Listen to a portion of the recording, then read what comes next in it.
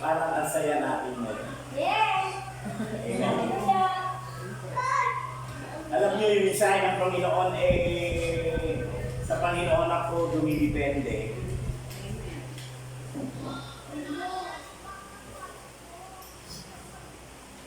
Mensahe nito ay pinahayag ng Panginoon sa Caloocan ng nakita ko. Umaga. Maganda yung kapahayagan ng Panginoon at maganda rin yung response ng mga taga-Caloocan. Nung hapon, ito din yung dinala ko sa San Mateo. Iba na naman yung pahayag ng Panginoon. Hindi ka mukha sa Caloocan. Maganda rin yung response ng mga San Mateo. Ngayon ito na may dadaling ko dito. Umaasa tayo sa Panginoon, sa kapangyarihan, banal ng Espiritu na mayroong sariwang revelation na dadalhin ng Diyos sa amin dito. Iba doon, iba doon, iba rito. Kaya uli ng Panginoon, aklat ni Hebreo chapter 12. Apat na talata, ibig sabihin, apat na puntos ang pakinggan nyo. Tayo ay nasa lamesa, kakain. Unang puntos, wow, niluto. Pangalawang puntos, wow, laing. Pang-apat na puntos, wow, kalamay. Wow, sarap! Ganun ang pagkain ng salita ng Panginoon. May apat na putahe. Kaya kailangan, pagkatapos ng kumain doon sa apat na putahe, meron kang natatandaan at naaalala kung ano yung kinain mo at magiging gustong-gusto mong kainin. Amen. Kaya makain ka nakinig ngayon, salita ng Panginoon, walang putahe na maaalala ka. Kaya kailangan natin sa araw na ito, sa oras na ito, yung tahimik na pakikinig sa salita ng Diyos. Tayo tuloy na namin. Panginoong Diyos, purihin ka sa mahil sa umaga nito. Ikaw po yung Diyos na mangungusap sa amin. Alam mo po yung aming iniisip, yung aming nararamdaman, at ang aming kalalagayan. Sa iyo lamang kami, O Diyos, hindi umaasa at umidepende na ikaw ay kikilos at gagawa sa buhay namin ngayon.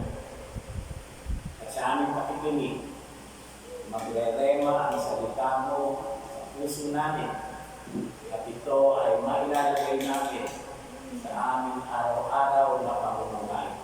Salamat po, Panginoon, sa pangalan ni Jesus. Amen. Sa taong 2026, ang ating team, sabi, run on to a new beginning. Tumakbo tayo para sa panibagong simulain. Napakaganda, diba? February 2026. Yun yung magiging team natin for the whole year. Ano yung nung nakaraan 2025, ano yung team natin nakalagay? Di ba nag-anniversary tayo at tuwing iinom tayo doon sa app, makikita natin ito, move on. Yung move on ay gano'n. Siyempre, yung di ba mahihingi? Move on. Pero kung move on natin, anong nangyayari? Meron kang magiging magandang resulta? Hindi. Wala. Ngayon, sabi ng Panginoon, move on, masyado kayong gusto. Ngayon gusto ng Diyos, run. Run on. Hindi po pwede yung leader ay nandoon, kayo wala. Run on. Pag tumakbo ang leader, takbo ka. Hello? Amen. Takbo! Hindi po pwede, hindi ka makatakbo, hindi ka makaalis sa bahay mo. Nagsasabi, Miyerkules, Bible study, walang darating, walang makatakbo, walang makaalis sa kama, para tumakbo, papunta ng Bible study. Sa prayer meeting, walang makaalis. Ayaw ng Panginoon ng gano'n, gusto ng Panginoon, tumakbo tayo. Tumakbo. At ang pagtakbo natin, kaya mabilis. Pero mabuti ang Panginoon bago tayo tinuturuan tumakbo. Kukuha na tayo ng basic. Tinuturuan na tayo lumakad, umupo, tumayo. Nung natuto na tayo lumakad, umupo, at tumayo. Gusto ko lang basahin yung Awit chapter 1. Napakaganda ng Awit chapter 1.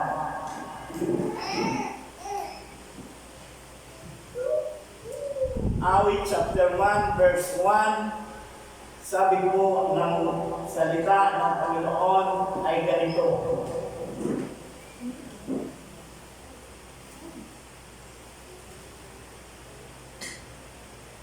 Makinig po tayo.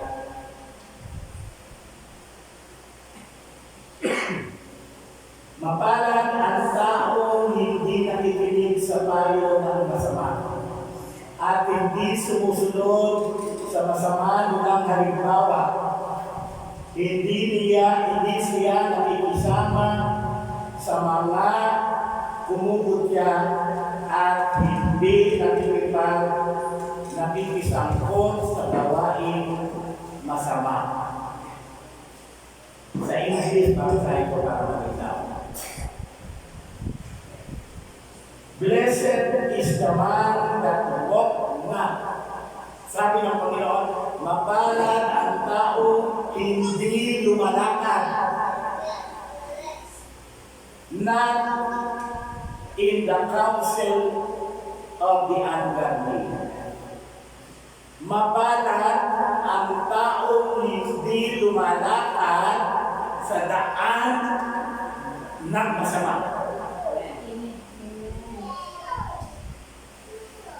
Paglakad.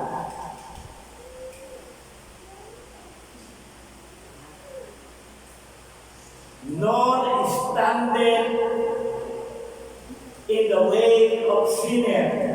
Mapalad ang taong hindi lumalakad sa daan ng masama o tumatayo kung saan nakatayo ang masama.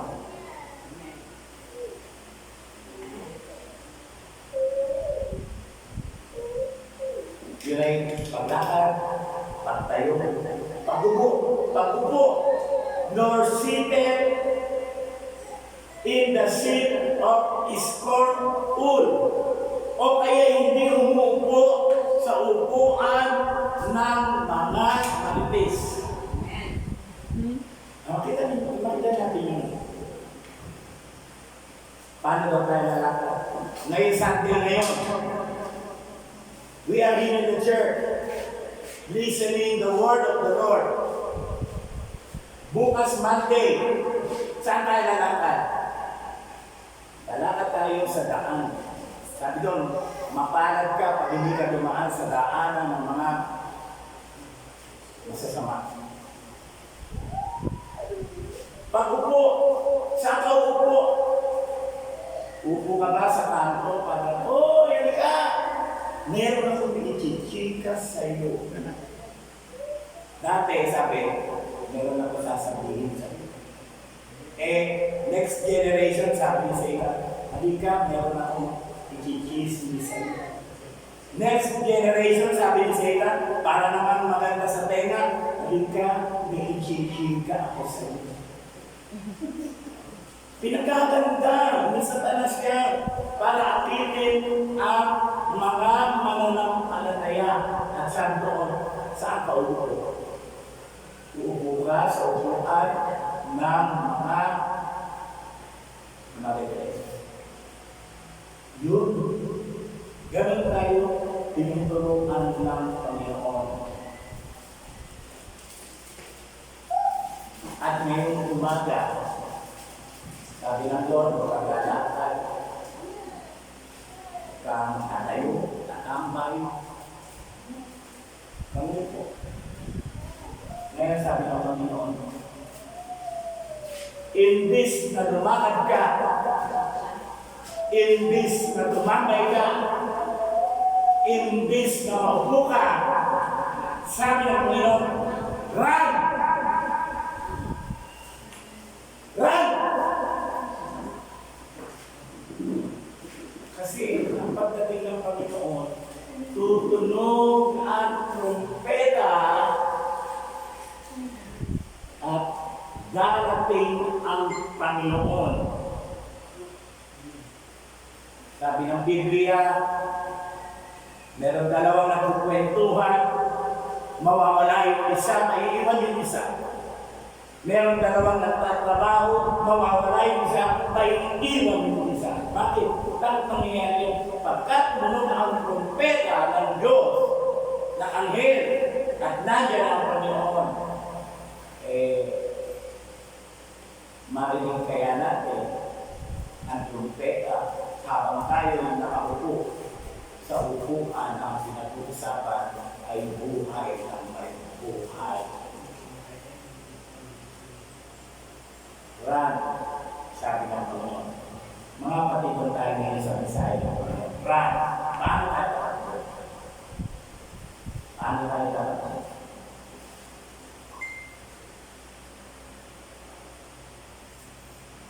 Number 1, tumakbo tayo nang walang pabigat. Walang pabigat. Hello. Anyayang sa gawain tumakbo ka nang walang pabigat. Ano yung pabigat? Walang iwan sa bahay. Marami kami gamit. Baka pasukin yung ng tao. Run!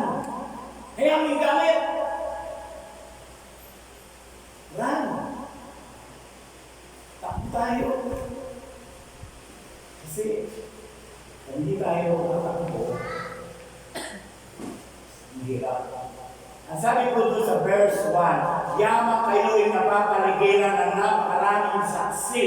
Iwaksin ninyo ang lahat ng sagabal, ang kasalanan na pumipigil at tayo tumakbo ng may katsagaan sa takbong ilagay ng Diyos sa ating harapan. Pero, sabi ng Panginoon, yung sitwasyon natin ngayon, mga kapatid, napapaligiran tayo ng maraming saksi. Nakapaglakas mo yan, hindi mo nakikita ang tao lahat ng matay niya nakatingin sa'yo. Tingin sa'yo. Kailangan makalakad ka o makatakbo ka mula niya hanggang sa pupuntahan mo ng walang sagabal. Walang kabigat. Yung mga tumatakbo sa labanan, hindi mo napapansin.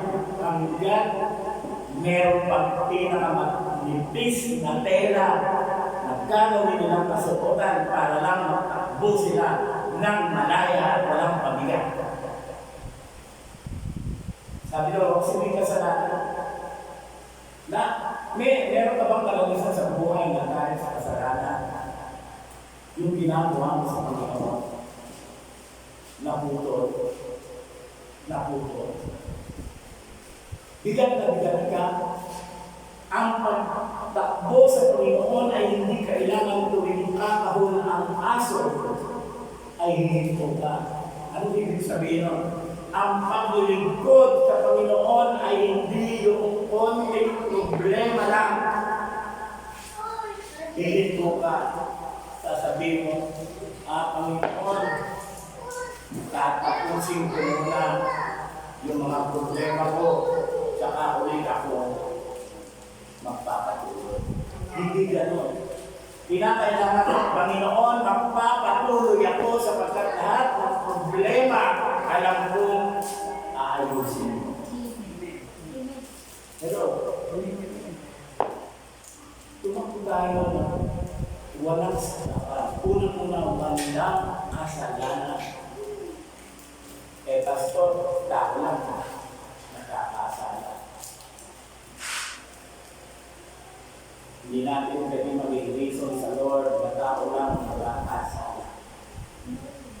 Narinig niyo ba kay Eva at kay Adan niya? Sa paraiso, nung tinanong sila ng Panginoon, Adan, kinain mo ba ang bunga ng puno? Narinig niyo ba kay Adan? Panginoon,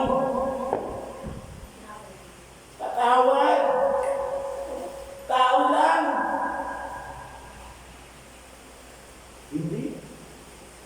Ibig sabihin, kahit sabihin na ni Adan, yung ganun katuwiran hindi tatanggapin ng Diyos. Tatanggapin pa rin ang consequence ng kasalanan. Kaya hanggang maaari, every morning, pagising, manalangin, humingi ng tawad sa Panginoon, magpasalamat sa Panginoon. Huwag magpadala sa mga nangyayari sa kanan, sa nangyayari sa kaliwa, nangyayari sa likod, magpatuloy sa paglilingkod sa Panginoon. Hindi tayo iiwan maaway ang dahil hindi tayo tatantanan. Kailangan ang kaaway ang tantanan natin. Hello! Amen! Naglilingkod sila sa Panginoon. Lakad, pupunta ka sa isang gawain, meron kang nadaanan, wow, mga grupo na kalalakihan, paglampas mo, parang may gusto sa akin, hindi sa iyo. Ano ba yan? Hindi ka makakatuloy, kapatid. Parang may gusto siya sa akin. Buti na lang kung, uy, may gusto siya sa akin sumama sa church. Halika, sumama sa akin sa church. Buti na lang kung gano'n. Kung ang ating isip ay nilalaro ng kaaway. Kaya sabi doon, nakapanigiran tayo ng mga mata. Alam niyo ba na yung mga mata dyan, kung minsan kasama dyan, yung kapatira. Kung minsan, di ba, nasasaktan tayo, na hindi mo inaasahan, nakakawin sa iyo, dahil pareho kayong Kristiyano, magkaibigan kayo, pero sila pa gumagawa sa atin. Kaya pinag-iingan tayo ng Panginoon sa konting pagkakamali natin. Alam nyo, ang mga matadyaan na nakatingin sa atin, ito ang gagawin nila sa atin. Tandaan mo sila ang ating persecution. Persecutor. Sila yung uusig sa'yo. Pero kung inuusig tayo dahil kay Kristo, mapalad tayo.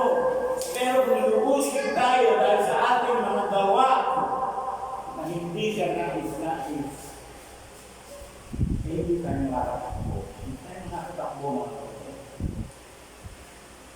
Tingnan ko lang ito. Ito ang gagawin sa atin, ang mga tao nakatingin sa atin.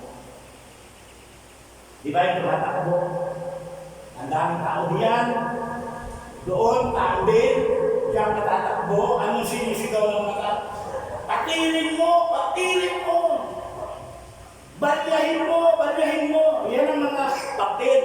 Yan ang papel ng mga taong nakapaligid sa mga tumatakbo. At yan din ang papel ng mga tao kapaligid siya. Tumakbo tayo mula sa dapat. Walang pabigat. Kasi pag may pabigat, mga kapatid, mahirap. Tingnan niyo po. Mateo chapter 5, verse 10 to 12. Gusto kong unawain natin. Gusto kong unawain natin. Gusto ng Diyos na matutunan natin itong verse na ito.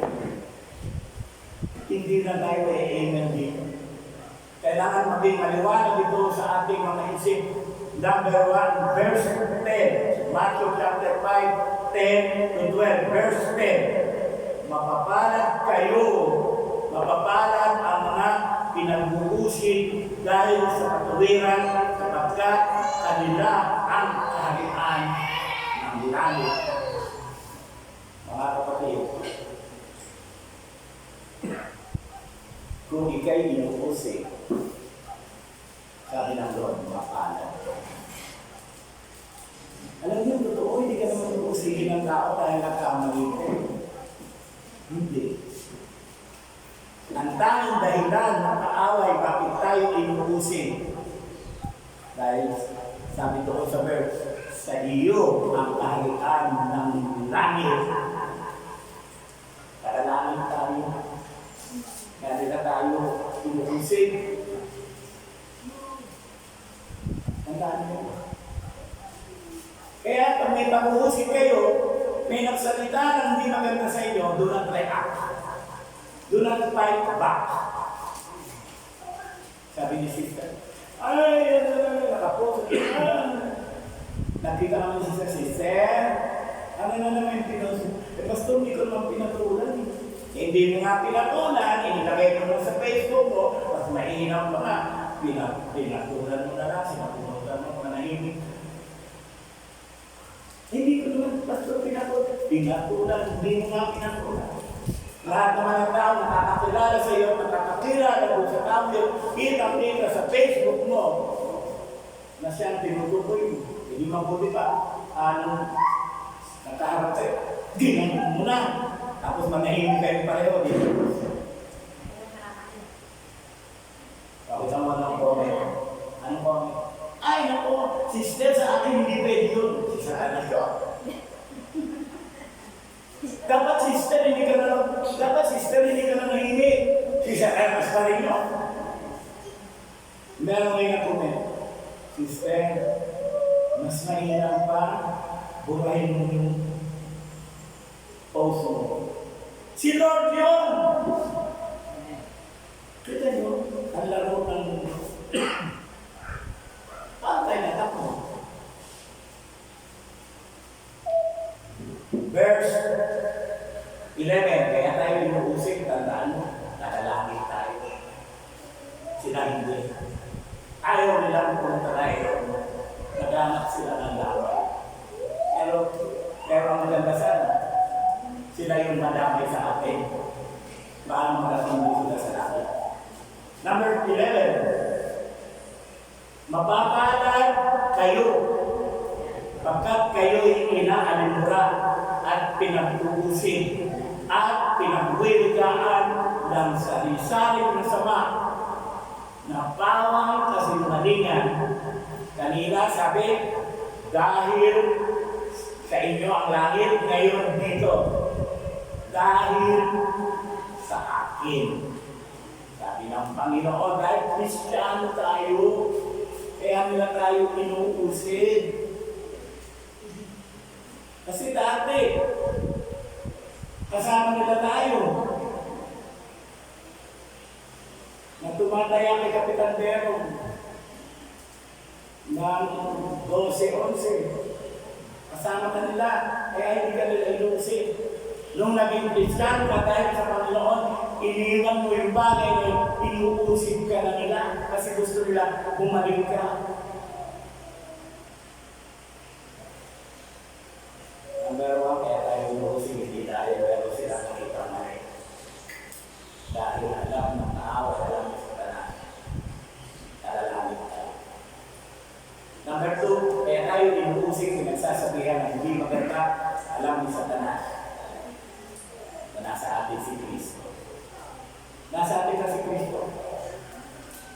Sino ang sasabing nasa atin? Nasa iyong puso. Say amen. Yun yung dahilan. Bakit ayaw ng tao sa atin? Dahil kay Kristo. At pangatlo sa verse 12. Mga galak-galuhan. Mga sayang totoo. Sapagkat malaki malaki ang gantimpala sa inyo ng langit. Sapagkat gayon din ang kanilang pagkausig sa mga propeta na nauna na. Una, sa atin ang kalamit. Pangalawa, nasa atin si Kristo. Pangatlo, meron para tayong gantimpala sa langit. Hello? Kaya minsan isipin ko, wala na akong buti. Pero sabi ng salita ng Diyos, pagdating sa langit, ang mga masipag at matyaga at tapat sa Kanya, bibigyan niya ng korona. Sabi ko sa Lord, saan mo iipit yung korona ko? Wala nang buo. Diba? Pero ang sabi ng salita ng Panginoon, pagdating natin sa langit, papalitan ng Diyos yung ating katawan. Hindi na ito. Katawang panglangit. Iyon ang ayaw ni Satanas. Ayaw ni Satanas na buong taon, magpaawit ka, kaya guguluhin ka. Pag hindi ka nagulo sa kapitbahay, guguluhin ang bahay mo, pamilya mo, para hindi ka makapagpatuloy. Pero sabi ng Diyos, magpatuloy ka. Patuloy. Never stop serving the Lord. Number 1 lang yun. Pangalawang putahe. Sabi ng Panginoon, binuksan ko yung putahe, nakita ko kanina, minudo yun. Minudo yun. Kaya masarap yung tumakbo ng walang pabigat. Hello? Amen. Ngayon, binuksan mo din yung pangalawang pagkain. Sabi doon,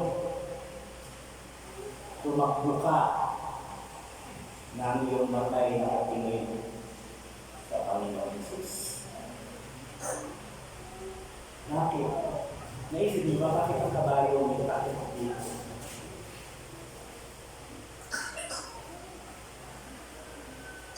Para hindi maabala ng mga bagay dito at bagay dito ang kabayo sa kanyang paglakad.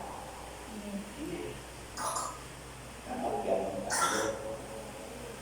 Dapat ganun tayo na nakakapit dito at makatingala tayo kay Jesus. Huwag mong hanapin si Jesus dyan. Huwag mong hanapin si Jesus doon. Huwag mong hanapin si Jesus doon. Ang sabi ng salita ng Panginoon sa verse 2, si Jesus ay nakaupo sa kanang trono ng Diyos. Nandoon siya sa itaas. Doon ka tumingin sa itaas. Huwag dito, kasi pag dito, makikita mo ang ginagawa ni Pastor. At kung dito ka, makikita mo ang ginagawa ng kapitbahay. Pag dito, makikita mo mga pangyayari sa harapan ng iyong pamilya. Paano ka may tatakbo? Tumakbo ka ng nakatinilang kay Jesus. Hello? Amen. Kaya ba natin yun? Okay, ang pastor, kapatid. Di ba kapit tayo mo sa sister mo? Anong balita? Ay, naku, pastor. Updated ka na. Ay, naku, pastor. Iba na ginagawa ni sister. Itakita ng dalawang talaga. Para hindi mo makita. Doon ka tumingin kay Kristo. Doon ka tumingin kay Kristo. Hello? Amen. Kaya kung minsan, bumabase tayo sa ating nakikita, lalasunin ang isip natin, lalasunin ang damdamin natin, hanggang minsan ang buhay natin nadidistorted. Pero kung titingin tayo sa Panginoon, nang may pananampalataya,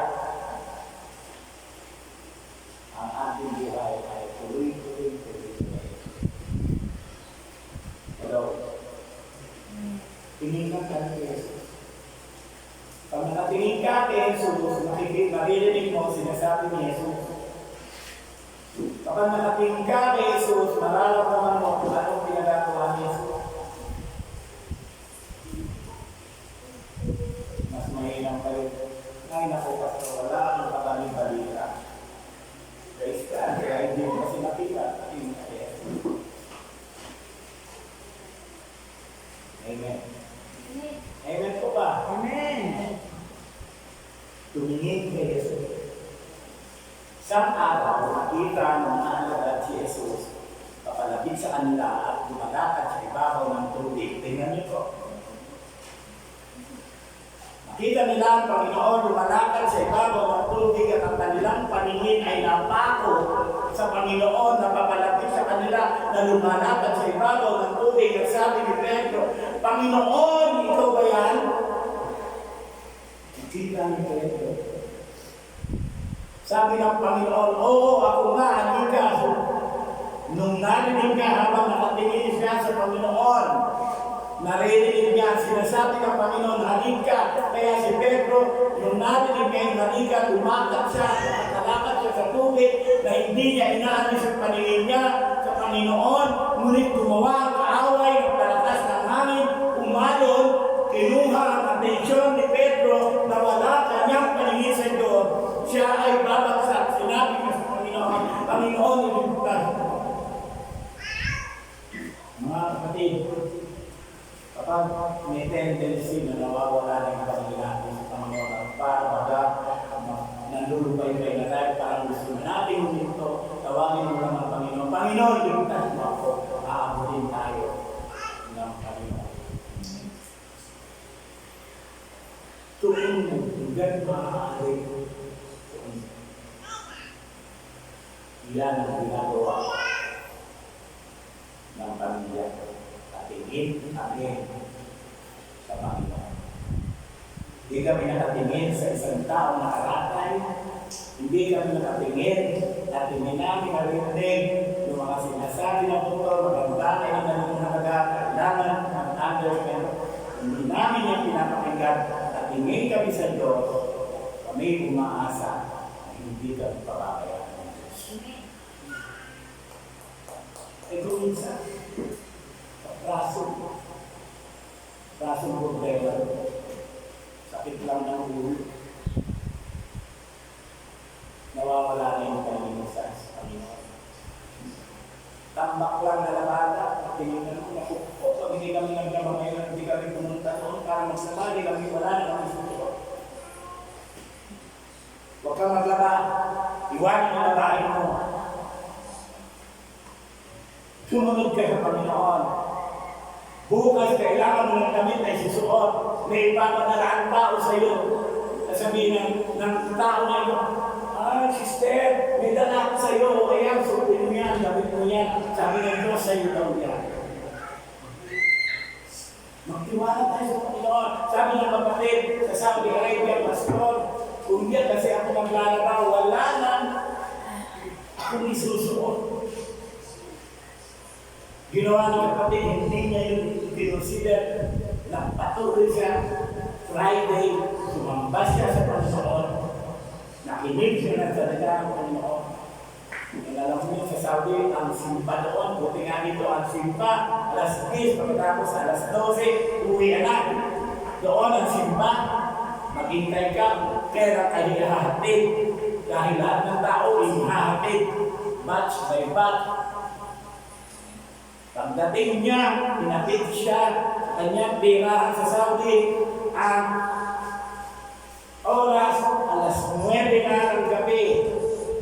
Akala mo ba, iniisip niya pa ba kung bukas ay meron pa siya susuotin? Hindi niya iniisip. Pagdating niya ng kwarto, nakita niya sa kama, lahat ng damit niya, labada na at nakatiklog na sama-sama. Pumili sa Panginoon. Bakit? Sabi ng kanyang roommate, Brad, daan ko kasing babahin. Mahirap magkamay-kamay. Kaya ginamit ko yung washing machine mo, naglaba ako. Nakita ko, napakarami aking uli na bahay, nilabang ko na rin. Kaya ayan, nakatiklop na. Ganun ang Diyos. Pag kinukunan natin siya, ano man ang laman ng puso mo, gumugol sa isip mo, mawawala. Tumingin lang tayo. Amen. Pangatlong tutahi, dalawa na. Mamaya may ice cream. Tumakbo ng may maayos na pag-iisip. Sa verse 8 ng Hebrews chapter 12, sabi doon, pag-iisipin ninyo kung paano na siya ay naghirap at tinanggap ang kamatayan sa krus, alang-alang lang sa lahat ng makasalanan kasama tayo.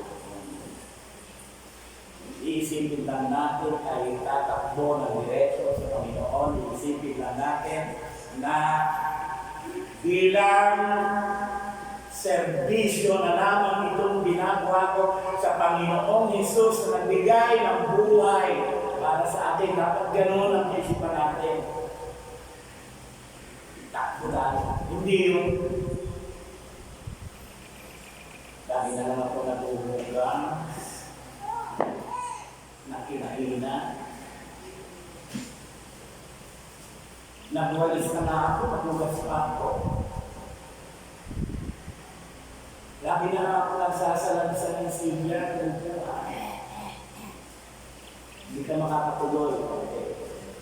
Hindi ka makakatuloy. Pag yan ang iniisip mo. Mali yan.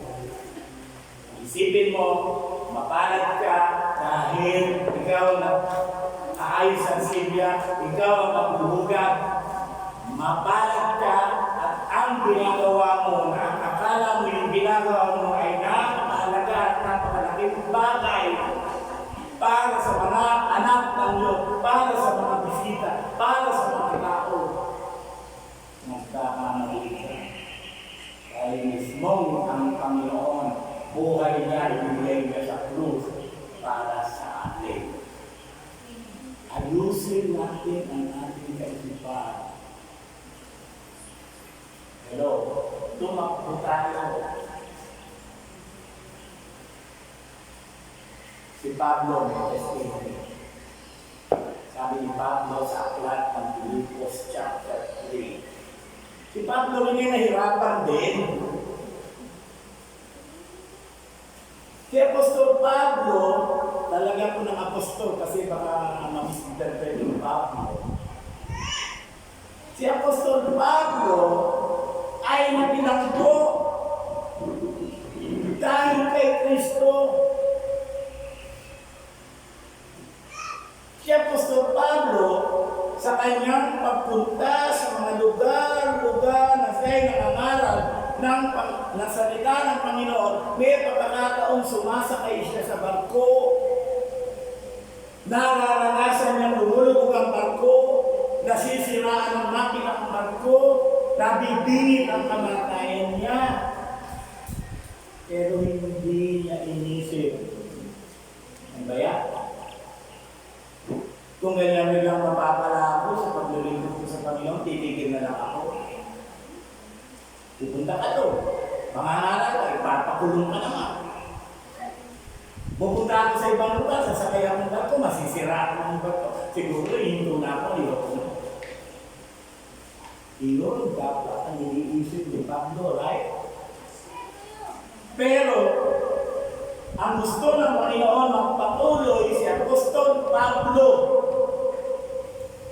At ito ang pagtotoo ni Pablo kung paano siya nakadiretso.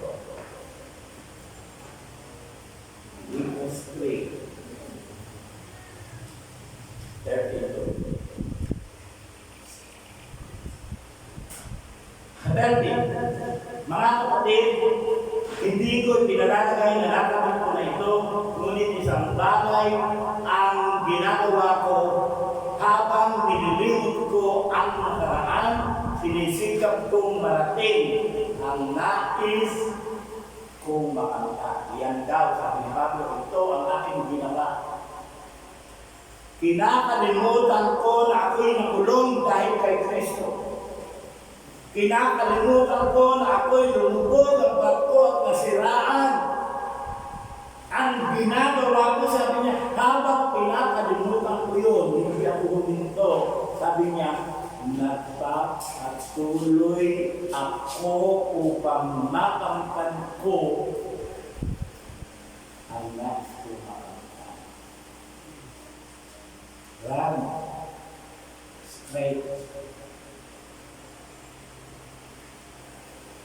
Ano yung sinikap ni Pedro na may pakinamang na gusto makamtan? Sa verse 14, nagpupunyagi ako patungo sa hangganan upang makamtan ang gantimpala ng pagkatawag sa akin ng Diyos sa pamamagitan ni Kristo Jesus, ang buhay sa langit. Hello, hindi niya binigyan halaga ang buhay dito sa kanitutan, kundi tinapon niya ang kanyang kaisipan. Karoon siya, tumakbo siya na may tamang kaisipan na hindi ito ang tunay na buhay. Kailangan mapuntahan ko yung tunay na buhay, yung buhay sa langit. Eh tayo, sister, pati ka na tumatalaw. Pastor, ayaw ko kasi makita sister. Bakit? Eh, kaya karinig sa akin. Sinabihan pa na ako ganito. Ganyan. Kaya ayaw ko muna. Bakit hindi mo kalimutan? Bakit hindi mo ilagay sa likuran? At magpatuloy ka sa Panginoon. Katulad niyo pa. Papayag ka ba? Na yung buhay mo na hantong sa langit, ipagpapalit mo dahil lang sa sinabi ng sister na nasaktan ka, dahil lang sa narinig mo na hindi mo nagustuhan. Oh, sister, brother, sayang. Sayang. Sipin natin natin, let us run sa langit. Ang papapagod ko naman na ito, ang mangyayari sa akin, pupunta sa langit. Praise the Lord. Kaya kahit anong maranasan ko, tatakbo ako ng tatakbo. Hello? Yung nagmumotor, yung nagdadrive, kahit anong sasakyan, kahit nagdadrive, dire-diretso, ano nakikita niyo sa mga paligid? Di ba dumadaan lang yung mga puno na yan? Dumadaan lang yung puno? Hindi po pwedeng pag dumaan yung puno, ay, di ka, ang ganda ng puno, ay, babagkain ka. Mapapahama ka. Daan lang sila ng daan. Ganun lang sa akin. Daan lang ng daan yung mga problema niya. Kaya nasabi, pinagdaraan. Huwag natin tambayan ang problema. Daanan lang natin. At panghuli.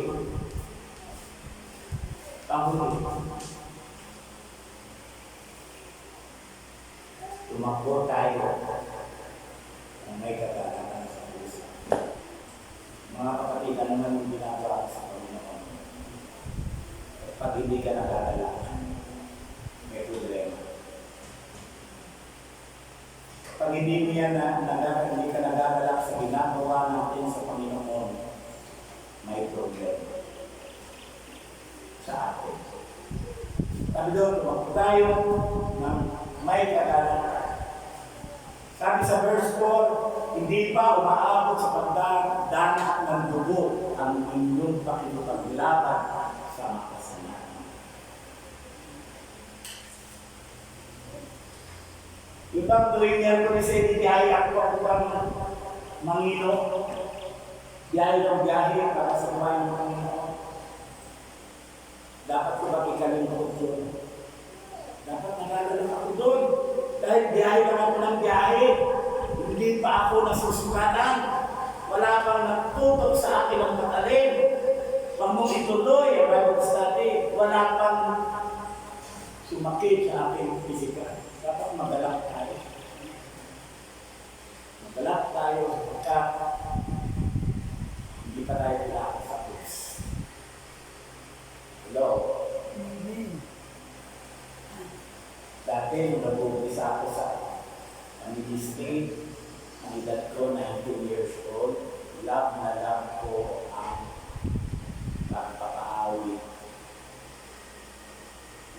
Kasi nung panahon na yun, ako ay hinuhubog. Hinuhubog ako ng pamilya Santiago. Santiago kami sa mother's side. Hinuhubog kami for showbiz.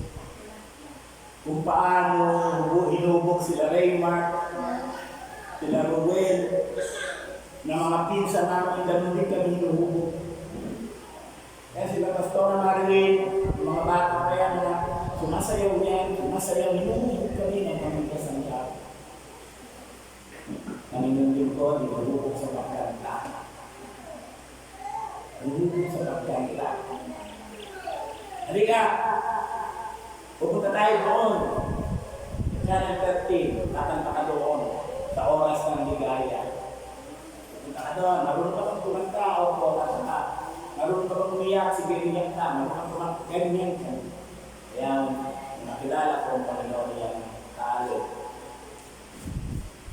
Unang minahal ko ang pagiging worship leader. Pero marami, una, sa liwa boses ko, hindi kayo marunong ganito eh. Hindi ko yung binigyan pansin, nagpatuloy ako, patuloy.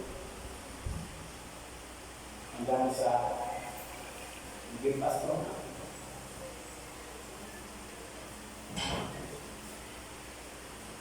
Ibig sabihin, una, negative comments pa lang ang tinatanggap mo sa ginagawa mo sa Diyos, dapat mayroon kang karanasan sa puso. Dahil sabi ng verse 4, hindi ka pa umaabot sa pagdanak ng iyong dugo sa ginagawa mo sa Panginoon. Hello? Patuloy na tayo na. Tumingin na tayo sa Panginoon. Panginoon ang bububog sa akin.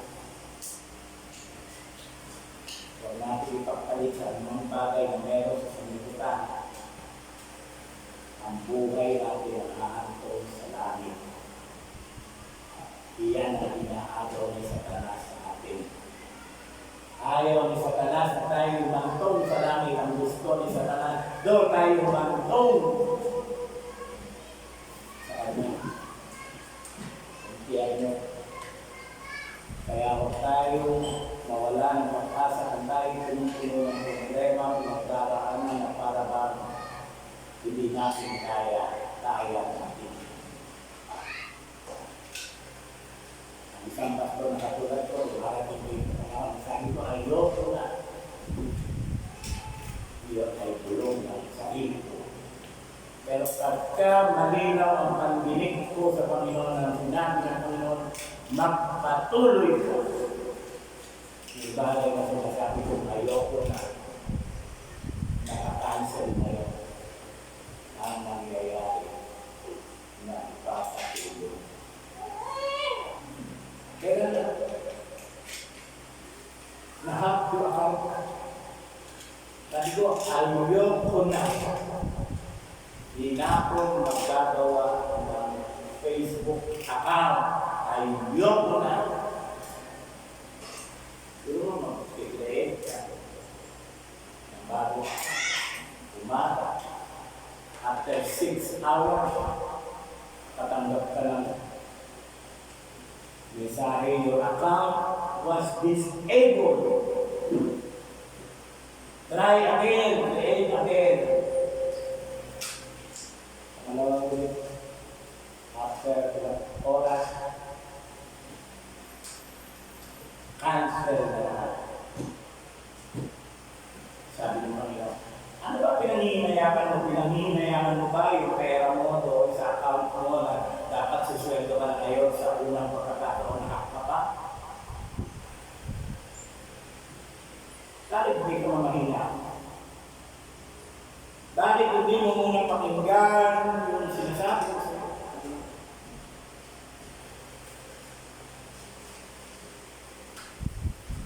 magtanong ka sa mga naunod. Tanong. Sabihin natin. Ngayon, 10 araw na kung kauwi ako. Ginawa mo kami. Stay. Ito ang aking matutunan. Tama kayo. Nakalimutan ko yung dati kong ginagawa na araw-araw na nangaral ng salita ng Diyos sa Facebook. Nasalita ng Diyos sa kakarating kung saan lugar ng mundo at maraming nagre-reply. Nakalimutan ko ito.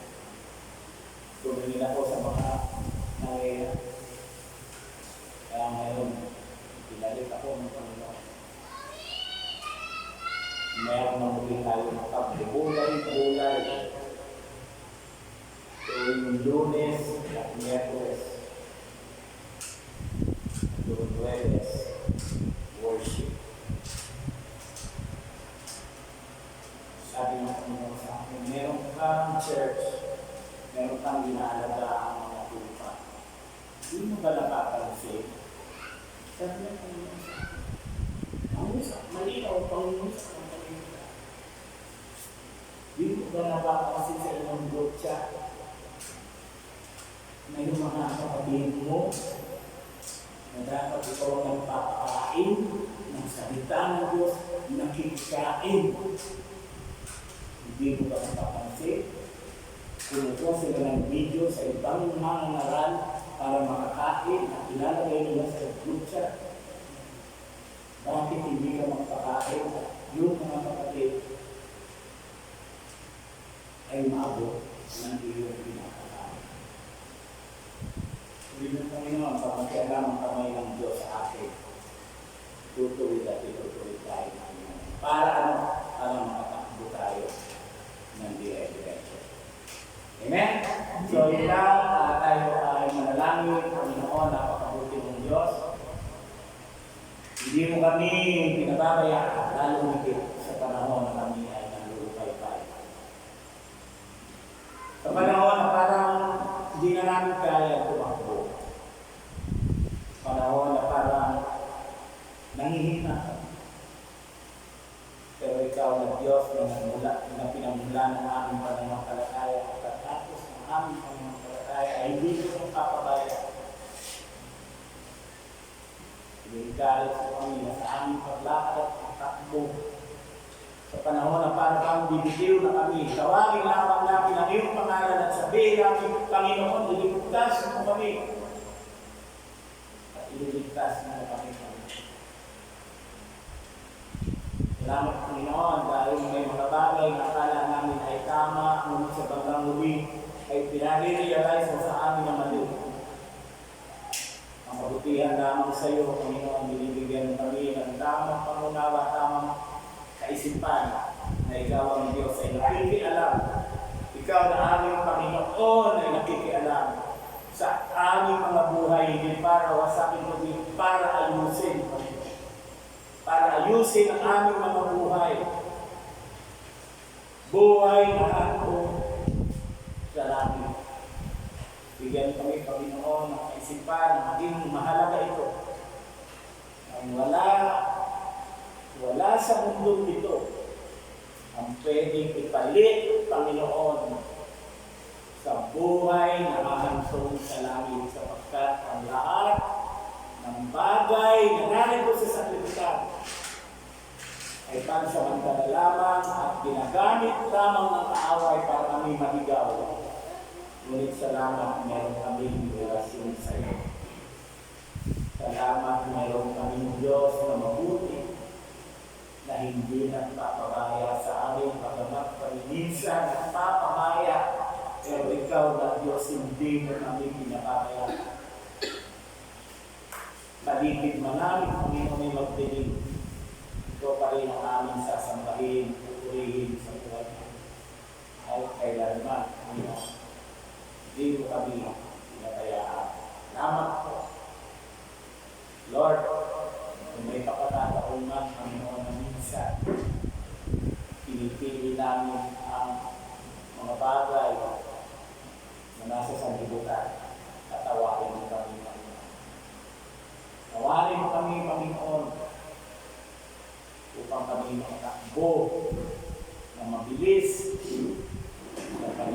simulain ang buhay namin ngayong 2026. Tunayan, Panginoon, yung mga problemang dinaranas namin. Ang totoo niya, Panginoon, bunga ito ang aming matigasan ng aming mga ulo. Kapatawanin kami.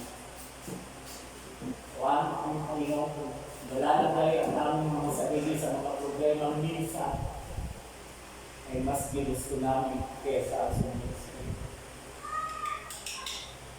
Tawanin mo kami, Panginoon, sa maging malaya kami tatakbo ngayong 2026. Wala kami tayong gawin